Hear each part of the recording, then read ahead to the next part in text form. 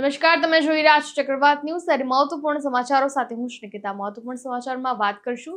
પર્યાવરણને ધ્યાનમાં રાખીને મહારાષ્ટ્રની સતારા મ્યુનિસિપલ કાઉન્સિલ દ્વારા દર વર્ષે ગણપતિ વિસર્જન માટે કુદરતી તળાવ બનાવવામાં આવે છે। આ તળાવમાં ગણપતિ બાપાની નાની મોટી મૂર્તિઓનું વિસર્જન કરવામાં આવે છે।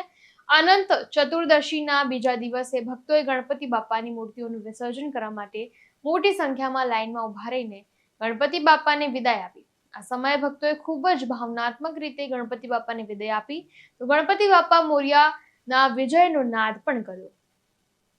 ત્યારે ભક્તોએ 11 દિવસ સુધી ભક્તિભાવથી ગણપતિ બાપાની પૂજા કરી અને ગણપતિ બાપાને છેલ્લી વાર વિદાય પણ આપતી વખતે ભક્તોની આંખોમાં આંસુ જોવા મળ્યા હતા। આગળ સમાચારમાં વાત કરીએ તો જાહેર બાંધકામ મંત્રી શિવેન્દ્રસિંહ રાજે કામદારોની વિનંતી પર પરંપરાગત વાદ્યોના તાલે નૃત્ય કર્યું। શિવેન્દ્રસિંહ રાજે હંમેશા સતારા શહેરના વિસર્જન શોભાયાત્રામાં મંડળોનું સ્વાગત કરે છે। આ વર્ષે પણ વિસર્જન શોભાયાત્રામાં ગણેશ ભક્તોની ભારે ભીડ ઉમટી હતી।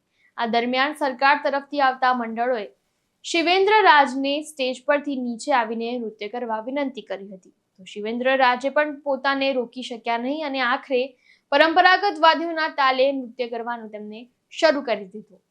સતીશ સોની સાથે ચક્રવાત ન્યૂઝ, મહારાષ્ટ્ર।